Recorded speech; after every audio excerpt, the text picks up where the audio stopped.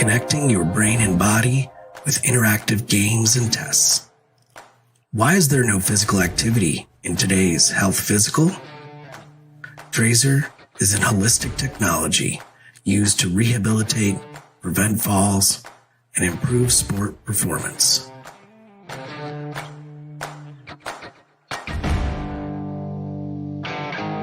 Trazer reports provide you, your clinician, your physical therapist, or athletic trainer objective data to make decisions on your health and performance over time. Measure what matters to change your game.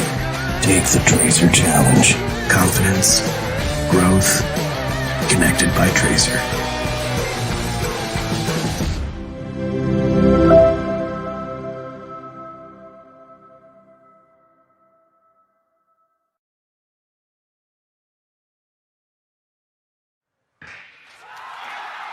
Bolt gets out pretty well, so does Rogers come next to him. Gordon comes again to the sideline.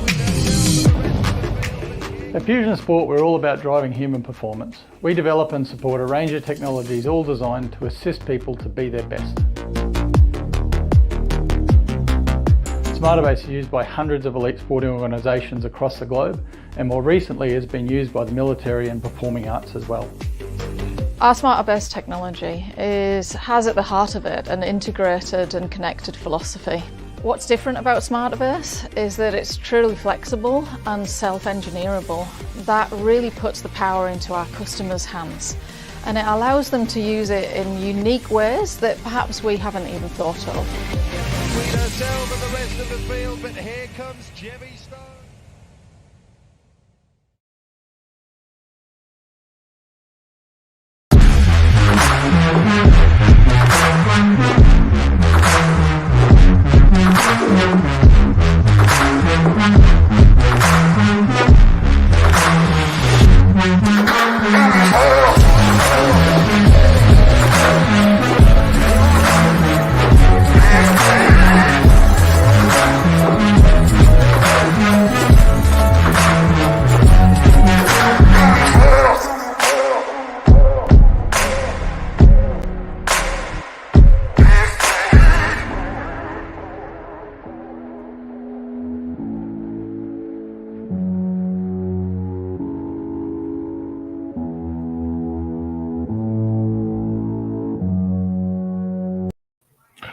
What is going on, everybody? Welcome into the Sports Arena. I'm your man, Eric Wilson, here on a Wednesday night, and we've got a lot to talk about.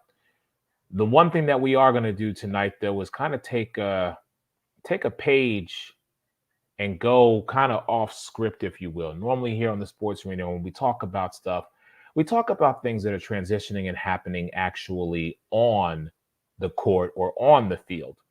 Tonight's topics are a little bit different. As you see in the intro, we don't just stay within the lines. We kind of go outside them and blur them a little bit. So tonight's conversation is really going to be about that. There might even be a smoking section. I'm not sure just yet. But let me shut up for a minute and get the crew in here. First and foremost, our girl, 806 Sports and the Sip Off, our queen of hoops, Miss Megan Price is in the building. What's up, Megan? How are you? I'm doing really well. How are you? I'm well. Thank you so much. Let me get my man, John Shear, Fox Sports, 1340 AM and DBNA Television. Make sure you check him out. 4 a.m. right now. John, please get that time slot moved because my alarm clock don't see 4 a.m., brother. We can't hear you right now, so you're a little muted. That's all right. Got you. We're going to get John in just a second. But let me get my special guest in here tonight. He is a gentleman who if you've watched the show, it is the Unfiltered Truth with our man, Phil Jones. Hey, how you guys doing? Brother, good evening. Thank you so much for taking time to join us. Let's go ahead and get John back in here. John, we got you, my brother. How are you, sir? Nope, you're still muted. Come on. All right. I'm here. I'm here. That's the best I can give you. But as far as that 4 a.m. time slot, we got guys like Drew Pearson who just went in the Hall of Fame. He's on the network. He's obviously above us. Ryan Leaf was. I'm not sure if he still is. So we have a lot of people like that are in front of us. Scott Fields that does NBA Carousel. He's in front of us. He got moved up to the afternoon. So we got to work our way up from 4 because that's the bottom, which is okay because, any network, you got to work your way up. So we're just happy to be there. So I'm extremely grateful. Awesome. So like I said to start the show, we're going to do things a little bit differently here tonight. We're going to take things kind of off the court, which is part of the reason why I asked Mr. Phil Jones from the Unfiltered Truth to join us this evening, because as we know, Phil, you are a Raiders fan, and Jon Gruden has resigned. But there's been a lot more to this story than just the resignation of Jon Gruden. And I wanted to bring you in because I wanted to have that conversation because you, sir, can I just say, are doing a phenomenal job with really peeling back the layers and kind of giving the average fan and those who may not know sports the way that we do, kind of giving them an inside look behind the curtain. So, Phil, if you don't mind, if you could just kind of talk to us a little bit, not only about the Gruden resignation, but some of the other things that have come to light that were once in the dark. Let's begin.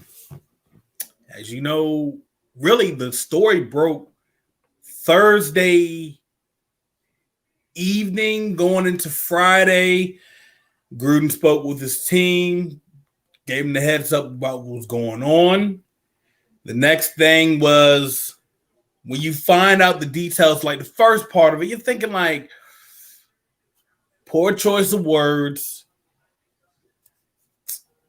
But can we really go into the conclusion of, dang, you want to defend them, or you not want to defend them? And then you got the whole melee going on social media. When you look at the details of the story, you're like, oh, it's pertaining to like lockout. He had Gene Upshaw's back. And then when more stuff starts to just hit the floor, you're just like, oh, nah, this is not good. And, the team started to figure out more and more what was going on. See, everybody thought there was just that part pertaining to like, the whole lockout situation, but there's more. There's more transpiring, and it's foul, it's disgusting, and it doesn't represent what Al Davis built, Mark Davis's father has built for that team, that organization, that image. It's downright, it just makes you sick to your stomach. And I believe they have found more information out. What he has said, homophobic slurs, chauvinistic, you can just go down the list, talking about female referees. They don't have no business in there. And then you're talking about the guys taking a knee. He had a problem with, Eric Reed. It goes on. You're just like, you really feel this way. You have a problem. You have a serious problem. And Mark Davis is like, for all the years I've known you, this is how your true colors are. I believe Mark Davis, if he didn't have a game that Sunday, he would have fired him Saturday. But because it wouldn't be fair for the players, because then it's going to be causing chaos. Guys are like, what are we going to do? What's your game plan? You got to factor those things in. Because I know everybody's like, well, why didn't you fire him on Saturday? Why didn't you fire him? And he didn't get fired. He resigned. No. I'm saying. Oh, yeah. Saying, why? Because there's been other reports. Everybody's like, well, that came out. Why didn't you do that ahead of time? Because it wouldn't have been fair to the players. The players would have been screwed. You could have been putting somebody out there that had no business being out there. Their mindset wouldn't have been right. I mean, the mindset overall wasn't even right going into that game. They were ready to fire him Monday, but beforehand, Gruden had went on to resign.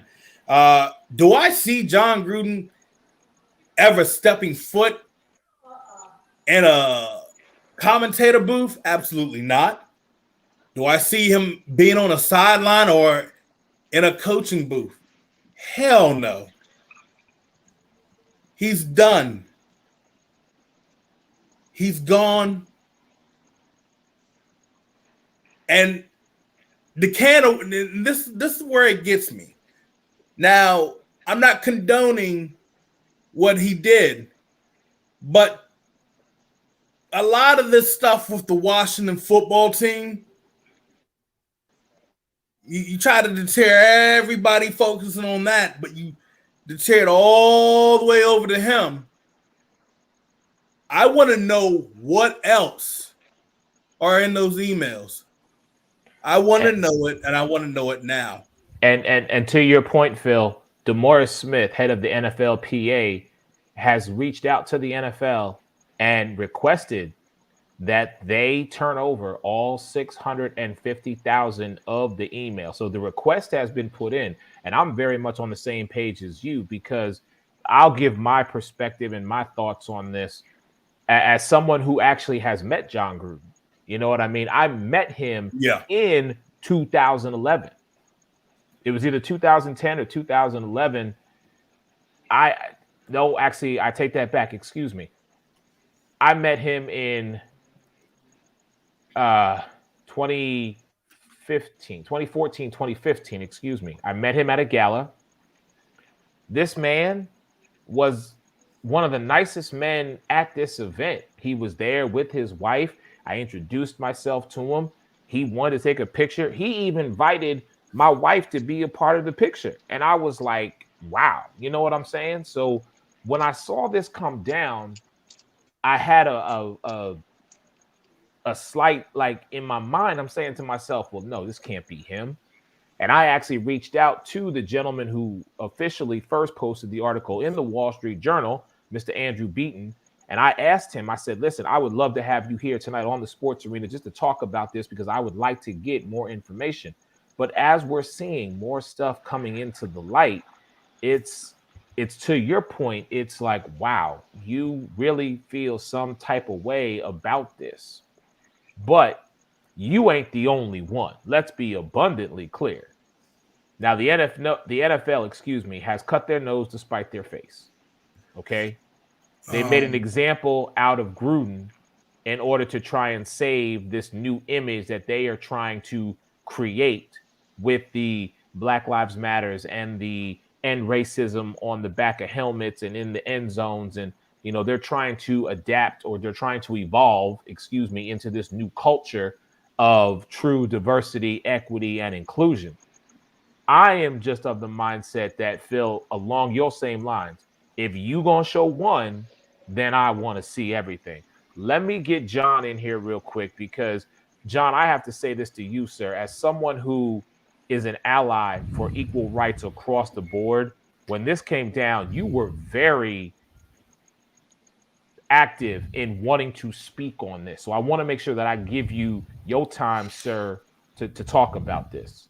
Yeah. So back when, like, just quick story, back when the kneeling and all that stuff happened, I know that's a little bit different, but I was like uneducated. I didn't really understand. And I just kind of said, well, the kneeling isn't right. You shouldn't do that, blah, blah, blah. But then I educated myself. I didn't just sit there and say, well, you know, you shouldn't do this. I educated myself, and I did my research, and I looked into it. And once I did my research, I was a little more educated, and it was a little more, I was able to give my assessment, and I sided with that, but that's not the point. The point is, people need to educate themselves on things.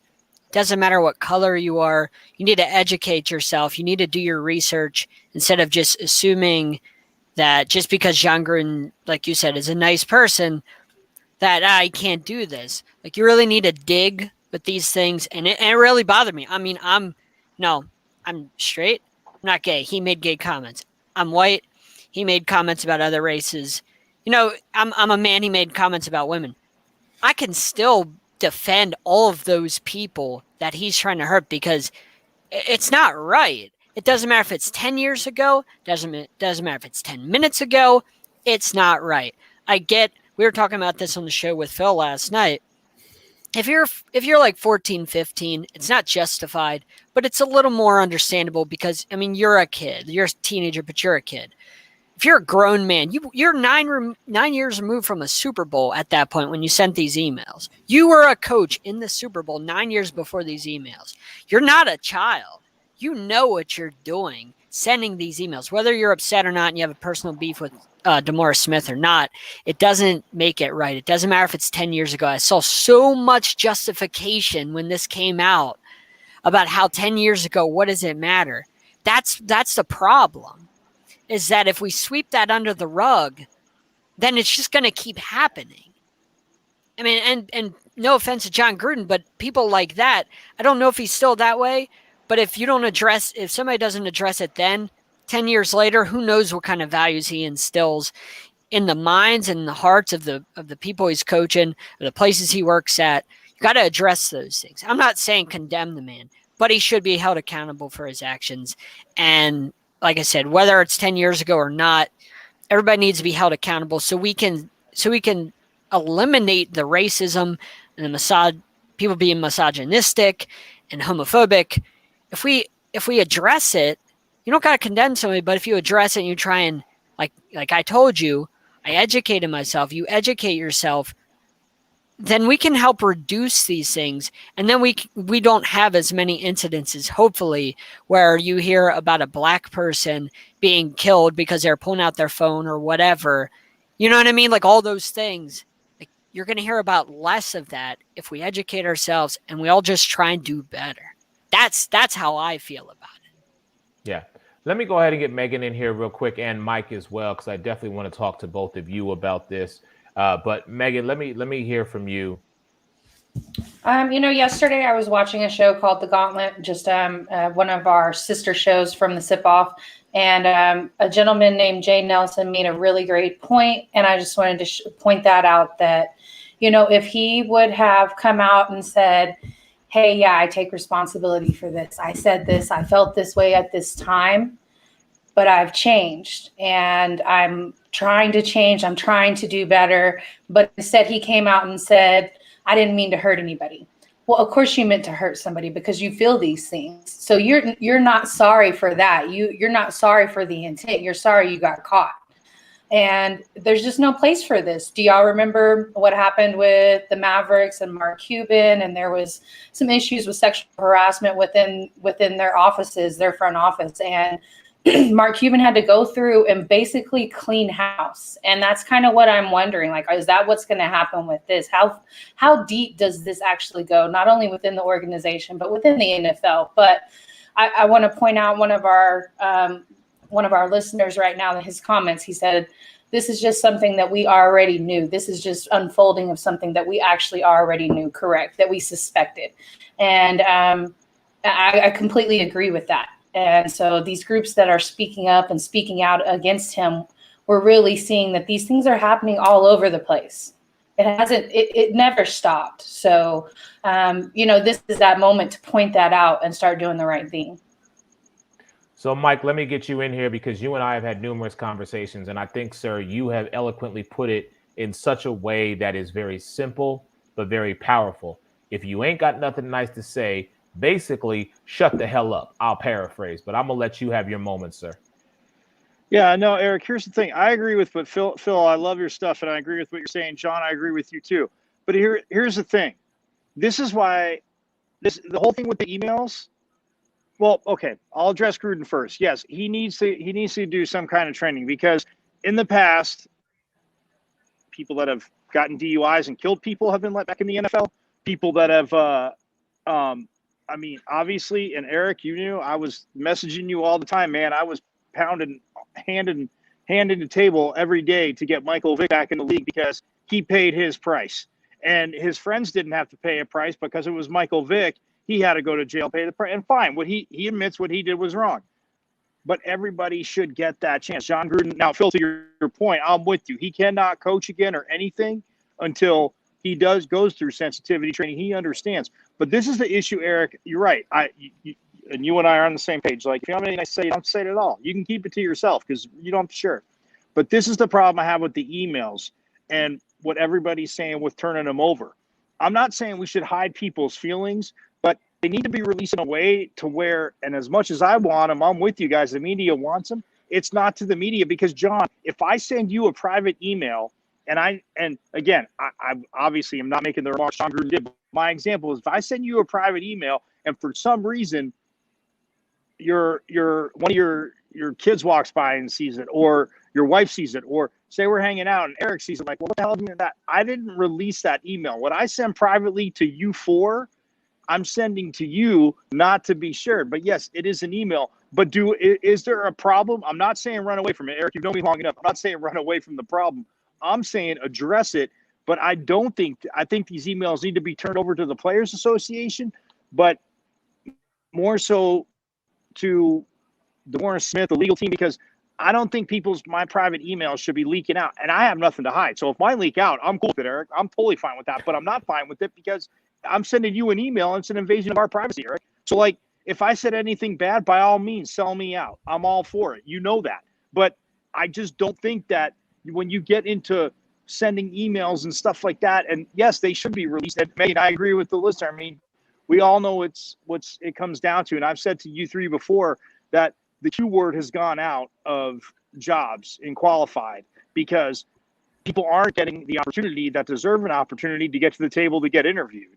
And if they are, then maybe they're being overlooked for whatever reason. But that goes with everybody. But yeah, for Jon Gruden, he needs to be done for a while. And yeah, I mean, Phil, there's no way they could fire him because if you fire a coach, even though he said stupid things, they have to pay him money. I'm sure with him resigning, they worked out some financial thing because I don't think Mark Davis was completely going to be like, well, okay, you step up and resign, and we're not going to hear about that. No, he didn't get the $60 million, but I got to guess it's anywhere between 10 to 15, maybe 20 at most that he'll get paid out because he did step up and resign.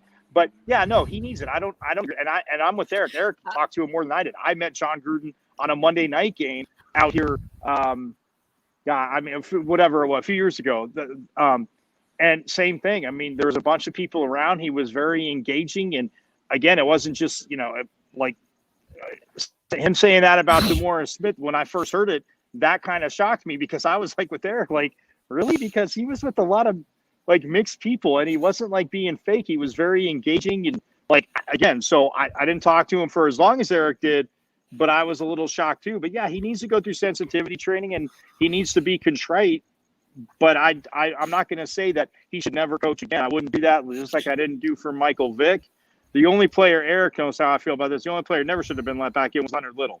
He never should have been able to play again. I didn't think Greg Hardy should have been let back in, but John Scheer, this is why you will forever be invited to the cookout because that is the one name that I will never spit out my mouth ever again. And when I found out what I found out about him, I told everybody that I was working with that day in sports, I said, you will never, as long as I am sitting here, you will never mention that man's name out your mouth. I refuse to do it. Mike, I appreciate all your points, but my only one thing that I do want to say to you, sir, right up here is if he would have sent it to a personal email, we would have never known his feelings on a particular person. Well, but sexual didn't preference, he send it to whatever. Paul Allen?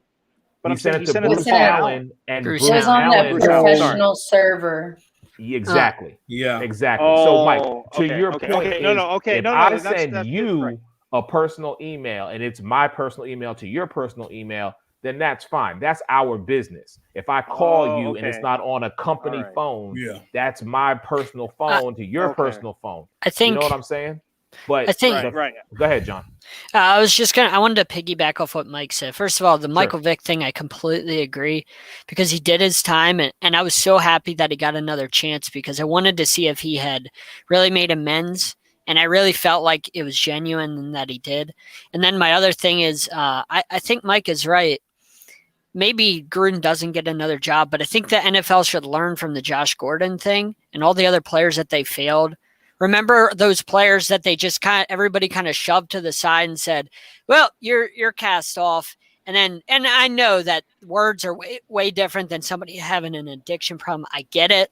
But look what we did to Josh Gordon and all these people that had addiction problems, people like Aaron Hernandez who had issues, and the NFL didn't really go out of their way, and the NFL community didn't go out of their way to really try and help these people with their problems. Well, It was John, just real kind quick, of, Aaron well, Hernandez- you're no longer on a roster, so you don't matter anymore. Let's Yeah, but forget Aaron about you. Hernandez- You don't help my fantasy team anymore, so you don't matter anymore. No, we should, not to interrupt you, Mike, but we should go out, the NFL should go out of their way to make sure that these people get the help that they need, regardless of what it is, and then try and help make sure they're okay mentally and everything. That's what we should do, and not sweep these people under the rug, because clearly Gruden needs help in some capacity. Clearly Josh Gordon needed help. I know Aaron Hernandez is a different situation, but clearly in general, these people need help. No, but John, And if John, hold on. With Aaron Hernandez, real quick, if you watch The Mind of Aaron Hernandez on Netflix, I know. and Eric and I talked about this. If it's true, and look, I'm not saying that, but if the one part is true, where he was trying to get away and he went in and requested a trade to the Patriots and they shot him down, Eric knows I despise the franchise anyway.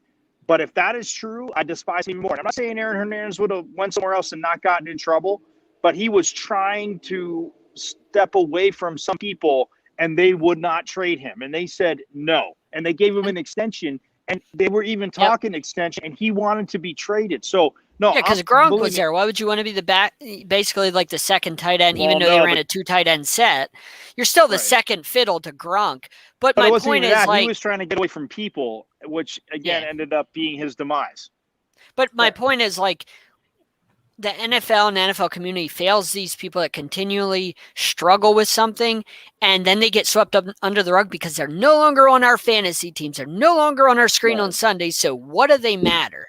That needs a change. So that way, I know it's just words, but you don't know how much this affects John Gruden mentally. You don't know where he's at. And yeah, you might not care because he said all those bad things, but he's still a person. And if something happened to John Gruden and he did something, we would all feel terrible because we didn't go out of our way as a community, because they say the NFL is a family, it's a brotherhood. But if they don't go out of their way to make sure that this dude is all right and try and help him get the help that he needs, then you're failing them. And you're failing everybody else that you let, go under the rug. Yeah, but I'm gonna point this out real quick. Megan. And I know it's not something that we're really going to go down the rabbit hole on this, but as far as that family and community that is supposedly in the NFL, how long did they deny the existence of and try to hide the existence of CTE? So that's the type of community you're already dealing with. No, so I know. I'm just calling that out there. Like, that's the supposed family they are already. So, and how they treat their players. So, So Phil, thank you for jumping back in. I'm gonna get you and let you get the final word on this, because we do have to move on, because this conversation could take up the entire hour of our show. But sir, I want to give you the final word on this, because like I said, you were the one on the Unfiltered Truth who was bringing this to light. So please talk to me about what you see and kind of give us just what can we expect? The league wise, this is not over. Here's the thing, and I know everybody's like, well, is the league leaking this out? Yes and no. Or, there's somebody that's gotten a hold of the emails that went to court. They went to the U.S. District Court in Arizona from Snyder, looking for who's been trying to throw certain things at him. A certain weird, I wouldn't say weird. I say something big came up. We'll say that they were trying to say he was a part of the Epstein situation going on back in a couple years ago. Okay, hold on. Well, I don't mean to interrupt you, but are we really going to go down that hole and say that there's a possibility that they're trying to, like, or if you have, let me get to it, Eric. Let me get to it. All right, please. I know. He said it's deep, and he said it's ugly. It was a crazy story with that, but somebody basically got a hold of the emails. They went to the courts to get a hold of the emails, and what it looks like, someone's releasing it one by one to try to get a hold of the remainder emails to get it released out. So you look at what happened yesterday with Adam Schefter. There's going to be more coming out. We're talking about John Gruden. That's over. What's next is who else is on that email list. Is it a head coach that we all know currently in the NFL as well? Is it someone that is a Hall of Fame head coach that we see on Sunday night? We can go on left and right, but I'm going to say this. Buckle up, ladies and gentlemen.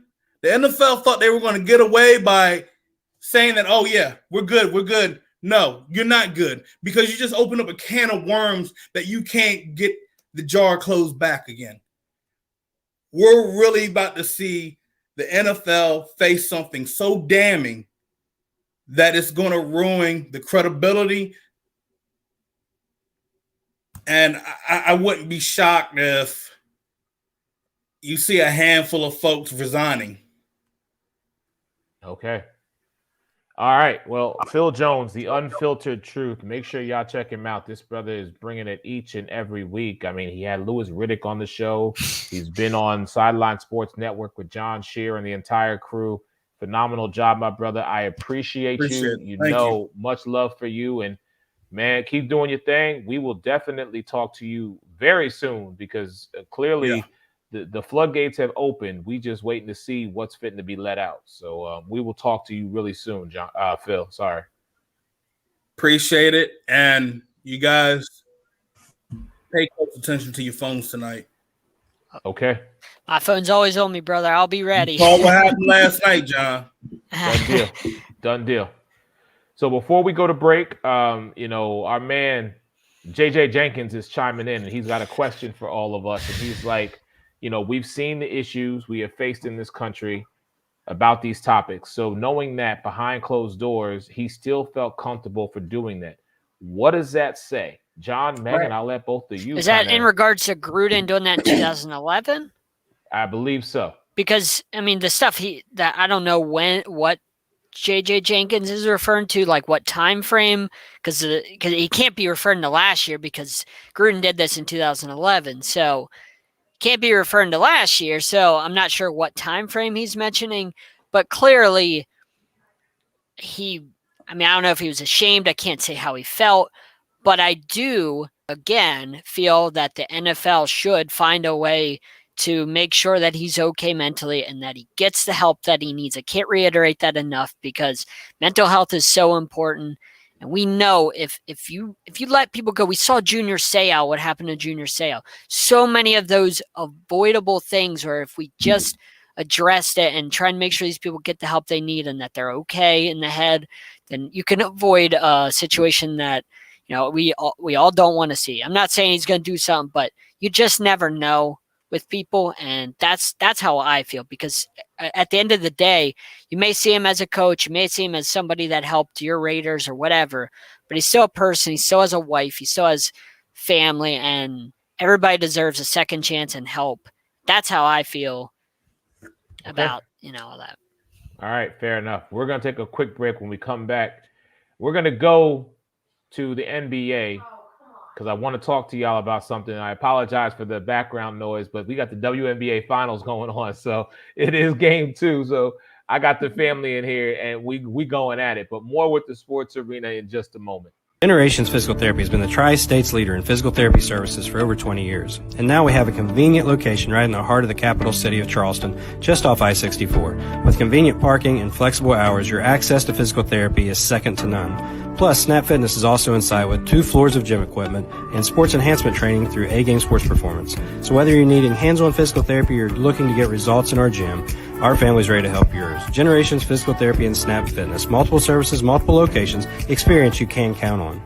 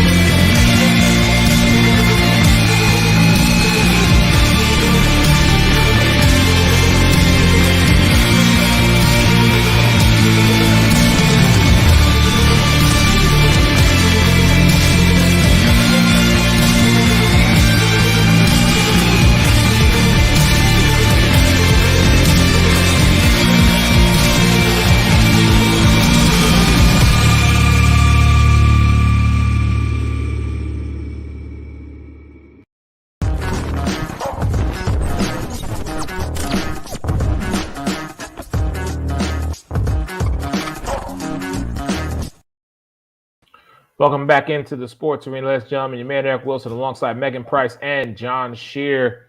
Big thank you to Phil Jones for joining us from the Unfiltered Truth. Make sure y'all check him out. All right, let's transition to the NBA and Kyrie Irving. I know this is a very, very much heated topic in the world today, but Kyrie Irving is not going to be playing for the Brooklyn Nets basically until he gets vaccinated, is my understanding. And so because of the rules that are set in place in New York City, that is what he needs to abide by if he wants to do his job and play for the Brooklyn Nets. Now, there has been a lot of talk around this. You know, it is pretty much the player's right. It's an individual right to pretty much do whatever he or she feels they need or want or do not want to do. I say all that to say this. We are living in a very different time frame than what was simply 2 years ago. And every state, every county, every city is different with regards to what the protocols are in place with regard to the COVID-19 vaccine.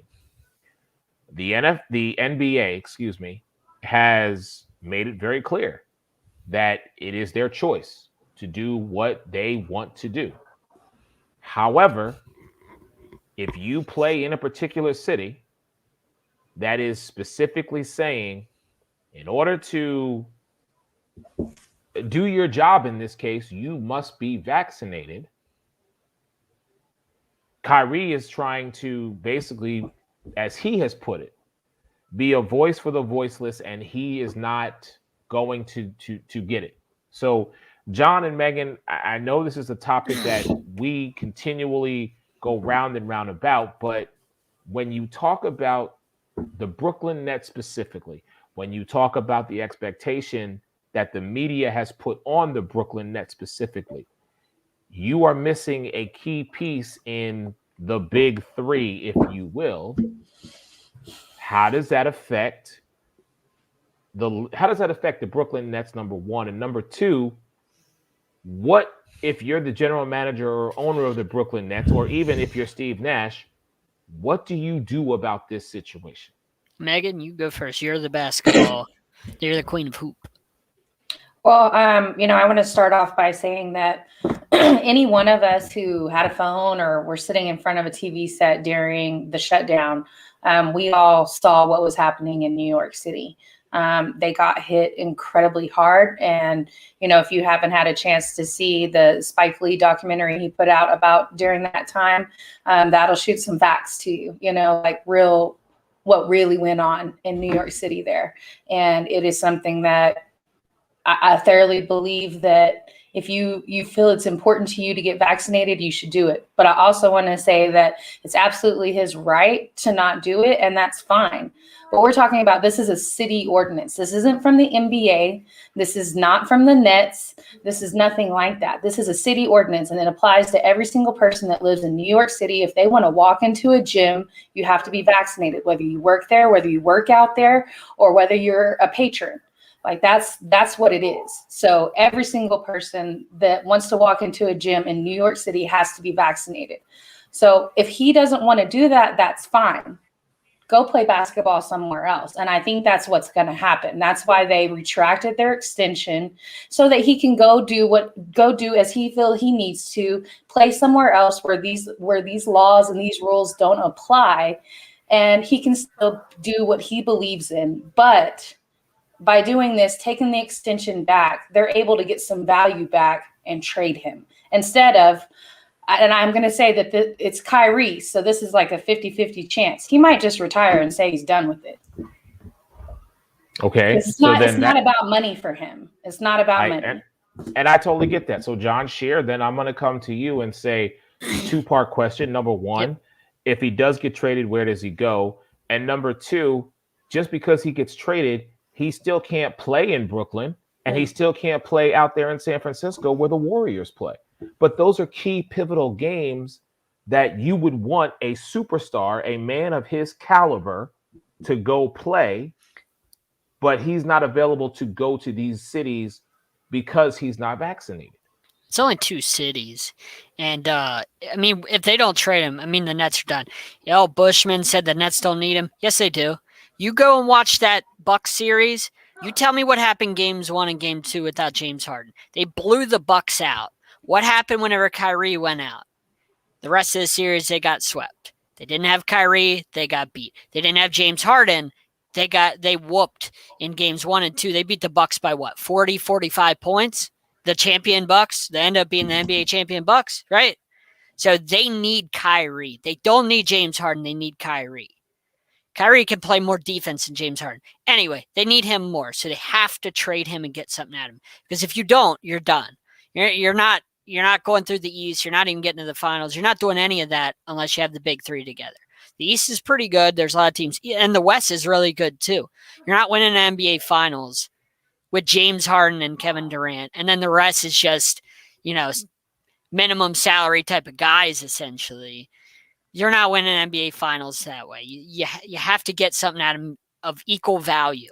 It can't be like draft picks and stuff. You have to get another superstar just on his level in order to have a chance. And because I don't trust James Harden in the playoffs to get it done as a whole. He can score, but just as a whole, we all have seen his body work in the playoffs.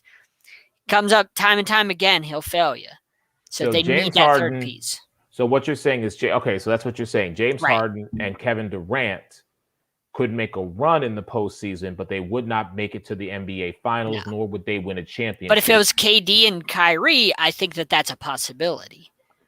Okay. All right.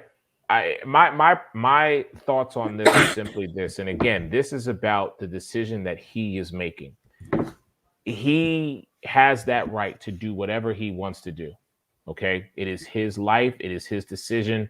Whatever you choose to do to what's going to be the best for you, for your body, for your temple, I get that. However, we are now in a society, in a culture, in a world where this mandate that is being put as far as being in New York City and also in San Francisco, it's starting there.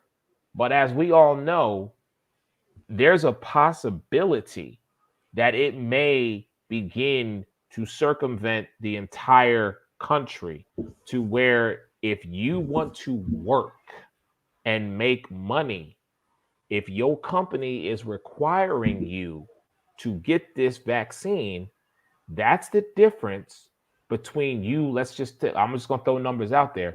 That's the difference between you making 80,000 or making 40,000. You know what I'm saying? It's like these rules are going to be put in place. Now, from an NBA perspective, listen, it's completely different. These men are making millions of dollars. So to Megan's point, he may just say, you know what? I'm done. Doesn't have to worry about eating ever. Exactly. He does. As long as he doesn't go the AI route, right? Right. Which, hey, watch your mouth about AI. That's my boy. Come on now. I got you, John. I saw that, John. I saw that. But my point is, yes, I think he's a businessman, and he set himself up to where he doesn't have to work or doesn't need to work. But then I'm gonna throw this out to you.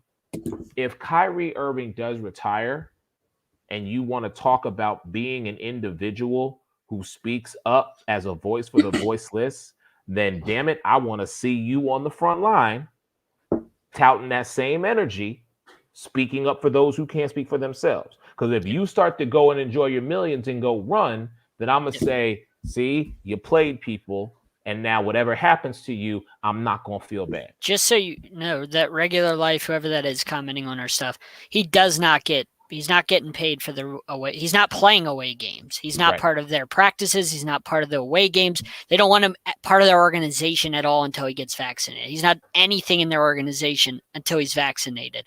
I thought the same thing a couple weeks ago and leading up to the other day that he would play the away games and all that. Nope. The Nets completely shut the door on him being part of the organization until he gets vaccinated. Yeah. Which is interesting how that works. All right, we got 15 minutes, so I want to move to the WNBA because Megan, you brought this to our attention. And again, like I said, we're doing something completely different. We're stepping out of our wheelhouse right now and talking about things that are happening kind of off the court and off the field. But Megan, I want to talk to you about Liz Cambage because you brought this to us. So I'm going to let you handle this one. And then, John, you and I, of course, will chime in. I read an article that actually came out on the 8th of this past month. And I don't know if you guys remember, but during the exhibition rounds of the Olympics, they played those games in Las Vegas. And there was apparently an incident in the Team Australia game against the Team Nigeria. And apparently it was a physical altercation. There was quite a lot of verbal altercations. And then shortly after that, we hear that Liz Cambage is actually withdrawing. She said she had a panic attack and cited mental health issues. Well, the first part of that, where there was an altercation, it was physical, it was verbal, I didn't know anything about that. I don't know if you guys knew anything about that. All I heard is that she cited mental health issues and that was it. So she's actually going to have to face a private hearing over this. They have been investigating this. Basketball Australia has been investigating this. They allowed every involved party to give their final chance to add to a report that was being filed for this hearing. And they should be ruling on it pretty soon. It could affect her ability to play not only for Team Australia, but anything within the WNL, any FIBA Cup. And the crazy part about this is her team, Team Australia, is hosting the FIBA World Cup next summer.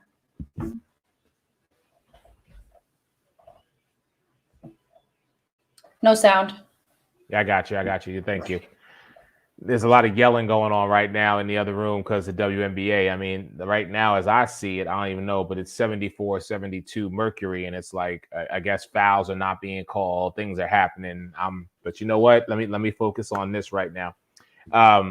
With regards to Liz Cambage, you know, if everything that you said, and I have to take it at its word, is definitely going to be real and in fact genuine, it does. I want to go to John's point and say, is she an individual who maybe needs to seek a little bit of therapy? Because you are an impact player in the WNBA. Make no mistake about it, all 144 women in the WNBA are impactful based on what they do, not only on the court, but off the court. However, I say all that to say, if there's a problem or if there's an obstacle that needs to be overcome, I think this is the time where the WNBA needs to kind of put a hold and kind of help her get whatever assistance she needs. I mean, we saw what happened with Courtney Williams down in Atlanta, you know, and I saw that video and I was like, wow, okay, something happened. I don't know. We're tied up at 74. So, I mean, I guess that's a good sign. But again, it's one of those where we talk about this family, this close-knit unit, this league being one that forms and wants to help. Okay, well then that's what you need to do, help. So, John, I'll kick it over to you. Yeah, I mean, anytime you see something like that, like you said, you need to make sure that they're okay. I mean, I didn't really know about mental health. I was naive. And then I started working social work years ago. I worked for 7 years. And I really got an understanding of mental health and how, you know, when people do things, sometimes it's not their fault in certain situations, whether they hurt themselves or not. I learned that that's not necessarily their fault and that there's mental health and there's so many layers to that. So when it comes to stuff like this, you got to be careful not to condemn the person, but like you said, try and get them the help that they might need. And make sure you have a talk with them if they're in the right place. So that way you can kind of figure out where they're at. And obviously you can't do stuff like that, but what she did, but you still got to find a way to make sure that she's all right. And you address that because that's important too. Not just what she does on the court, but you know, their personal life and things like that. That I'm an advocate for that personally. I completely agree. You know, we have one of the WNBA greats who had a lot of mental health issues, and it was around a time when a lot of people weren't aware of it or how deep it actually goes. Do y'all remember Shamik Holdsclaw? You know, Tennessee great. She played for Pat Summitt. She had some issues when she came into the league. She played for the Mystics, and because of she had a breakdown and some bad communication with her team. She ended up leaving because she felt ashamed. And, she kept on with her career a little bit, but then later on, she ended up not playing very much anymore. She was still having some mental health problems. And so, she has an episode out. What is that show that's on? I'm gonna have to look that up. I'm gonna get back to y'all on this, but there's an episode that I watched of her talking about this, and just, the people that reached out to her. Pat Summitt actually came and pulled her out of her apartment because they didn't even know if she was alive. So, it's something that people need to know, that there is help out there and that there is support, especially with it, what you're saying, that this is a family, this is a community, and they need to stick together on that and not necessarily condemn that person. Yeah, I completely agree with you.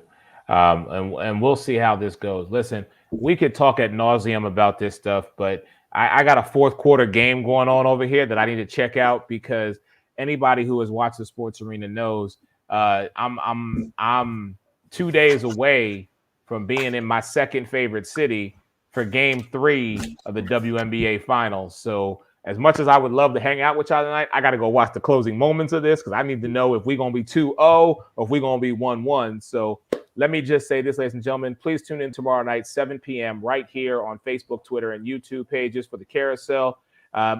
We are going to, I'm going to speak about something very near and dear to all of us who are impacted by what has transpired this week, and I will talk more about that tomorrow. But for Megan Price, our Queen of Hoops, Dallas Wings representative, does a phenomenal job on the sip-off and the NBA Carousel, and my man John Shear, who is got a laundry list. He's got Fox Sports 1340 AM. He's got Cardiac Kane. He's got Fin Fanatic. He's got DB&A. He's got Sideline Sports. And he's here, of course, with me and Megan and the rest of the crew on the Sports Arena. Your man, Eric Wilson. Love y'all. Everybody, please be safe. I will talk to y'all tomorrow night. And don't forget, Friday, I'm going to be live in Chicago for Game 3 of the WNBA Finals. Chicago versus the Phoenix Mercury. Like I said, it might be 2. I can't even see. It might be 2-0. It might be 1-1. Regardless, I'm gonna be there all weekend. We love y'all. Thank you, Ruth. Thank you, Ruth, for your comment. We love you. Yes, Ruth, our girl, Ruth the Truth. We love you. Mike, Ty, the whole entire crew. We love y'all. We will definitely talk to y'all really soon. I got to get to this game, y'all. Hey, much love to everybody. Have a great night. We out. Peace.